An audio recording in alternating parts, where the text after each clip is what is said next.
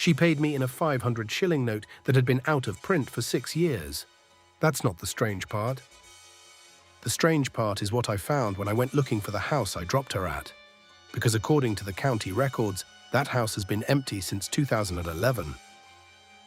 And according to a newspaper clipping I found in an old Nation archive, a woman matching her exact description died on that same stretch of road in a hit and run 12 years ago tonight. Part 1. The job. My name doesn't matter. What matters is I drove a taxi on the Nairobi night shift for 4 years. Mostly the Westlands Karen route, mostly between midnight and 5 a.m. because that's when the real money is. Drunk executives paying triple fare to avoid a DUI. Airport runs at 4 a.m. club kids who lost their friends and need to get to Kilimani before their parents wake up.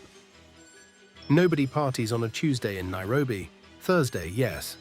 Friday, obviously. Saturday, you don't even bother going home before Sunday lunch. But Tuesday nights past midnight, the city empties out in a way that feels almost deliberate, like it's clearing a stage. The roads past Yaya Center were dead that night. Not quiet, dead. My headlights felt too bright, like they were the only thing in the world still switched on. I was heading back toward town with no fare, radio playing low, some classic 105 rerun, when I saw her. Part 2. The pickup.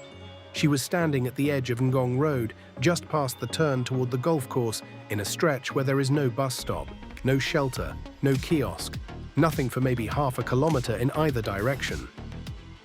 She wasn't waving. She wasn't checking her phone the way people do when they're waiting for a ride. She was just standing, facing the road, in a position that made it look, and I didn't let myself think this at the time, only later, like she'd been placed there. Like she was waiting exactly where she knew I would be. Every driver who has done this job past a certain hour develops a voice. Some call it instinct, some call it fear, some just call it experience. That voice told me to keep moving. I want to be honest with you, I almost listened. My foot came off the accelerator for half a second longer than it needed to. And then habit, 4 years of habit of never turning down a fare, won, and I pulled over. She got in before the car had fully stopped rolling. "Karen," she said, "near the shopping center." Flat voice, polite. The kind of clipped, careful English you hear from someone raised in a good Nairobi school or someone who has learned to sound like they were. She was young, mid-20s at most, in a thin cotton jacket that made no sense for the cold. And it was cold that night, the specific cold Nairobi gets in June. 3 things happened on that drive that I still turn over in my head, some nights more than others. The first was the smell, sweet, wet, soil after rain, what we call mvua ya kwanza. Except it had not rained in Nairobi in 11 days. I remembered that specifically because I'd complained to another driver the morning before about the dust on my windscreen. The second was that she never once looked out the window. Every passenger does, checking the route, watching for landmarks, glancing at their stop as it approaches. She stared straight ahead at the back of my headrest the entire drive, unmoving, like a woman watching a screen only she could see. The third was the radio. My deck, an old Sony that had run without a single problem for 3 years, began cutting in and out the moment she sat down. Not static. Voices. Underneath the station audio, barely audible, like a second broadcast bleeding through from somewhere else, in a language or cadence I couldn't place. I switched it off. It came back on by itself 2 minutes later, quieter, still doing it. I said nothing. You don't at 3 a.m., alone, with a fare in your back seat and a long stretch of empty road still ahead of you. You just drive a little faster than you should. I told myself in the moment that maybe she simply didn't spend cash often. Maybe it had been sitting in a drawer somewhere. It was easier to believe that than the alternative, so I believed it on purpose, the way you believe things at 3 a.m., so you can keep driving. She stepped out without a goodbye and walked toward the black driveway. I watched her go. I needed to. Some instinct in me needed proof that she was a normal woman. She never reached the house. Halfway up that driveway, under the shadow of a large jacaranda tree that blocked what little moonlight there was, she was simply gone. Not a shadow shifting, not a trick of my headlights, not her stepping out of view around a corner. One frame she was mid-stride, the next the driveway was empty all the way to a front door. I did not get out to check. I reversed onto the road and did not look in my mirror again until I reached the Bomas roundabout. Same stretch of Ngong Road, same thin jacket, same destination near Karen shopping centre, same smell, he said, like rain that hadn't happened. He paid no attention to the date at first. When I asked carefully, trying not to lead him, he confirmed it. A Tuesday. I asked what year. He told me, and it wasn't my year.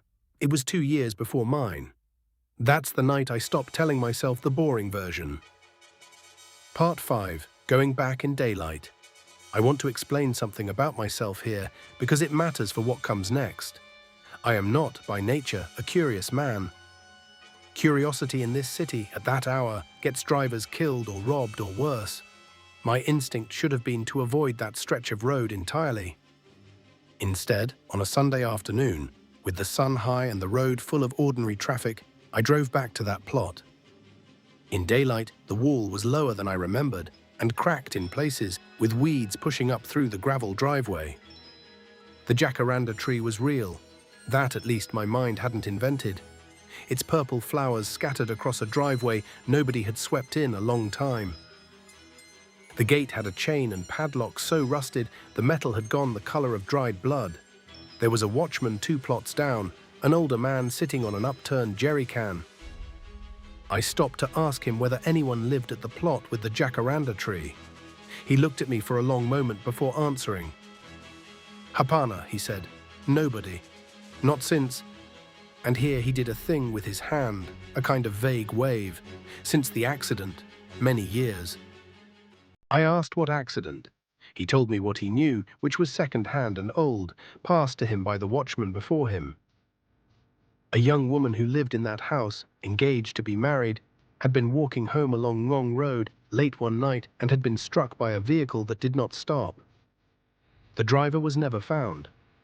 She died before an ambulance reached her. Her family, unable to bear living in the house afterward, left it standing empty. I asked when this happened. He didn't know the exact year.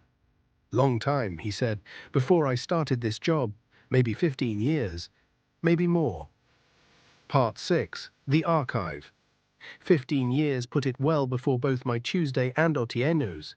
It sent me somewhere I hadn't expected to go, the newspaper archive.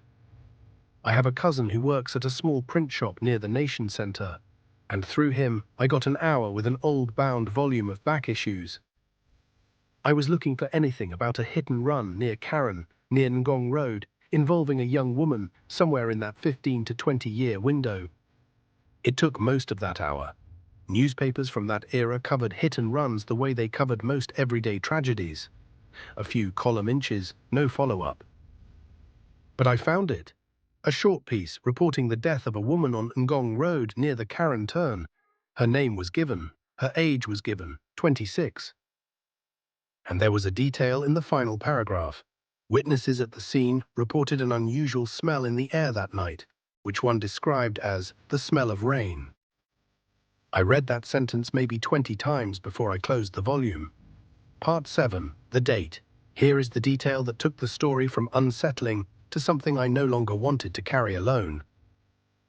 The article gave a date. I worked out the day of the week using an old calendar converter online. It was a Tuesday. I don't know how to explain what I felt reading that word on my phone screen at 1 a.m., comparing it against my own memory of the dashboard clock. It was the specific cold recognition of a pattern closing itself around you. The feeling of realizing you are not the first person this has happened to. Part 8. Testing it. I want to be honest about what I did next because I'm not proud of it. I went back, on purpose, on a Tuesday. I told myself I was testing a theory.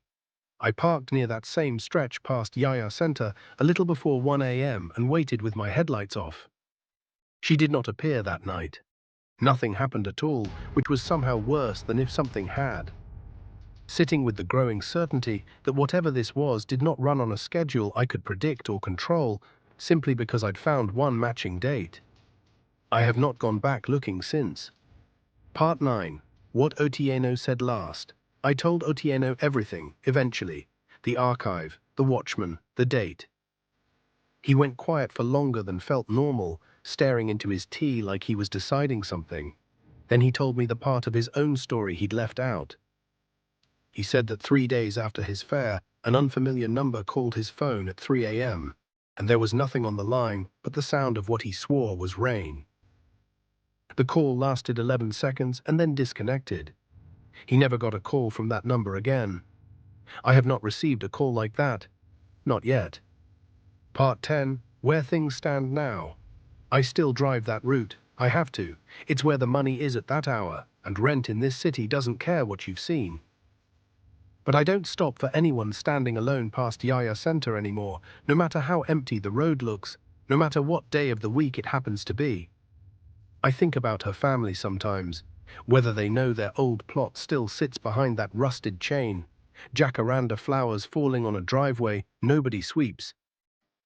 I think about the watchman's careful, second-hand version of events and how much of it might be wrong, softened, or simply incomplete. And I think about what it means that this appears to happen on a specific day, to specific people, and that the pattern doesn't seem to be ending. If Otieno's fare came 2 years before mine, and mine happened when it did, I don't know what the gap is meant to be before the next one. I only know that if you're on Ngong Road tonight, past midnight, and you see someone standing alone, you already know now what I'd tell you to do. Some fares you complete. Others complete themselves, on their own schedule, whether you're the one driving that night or not.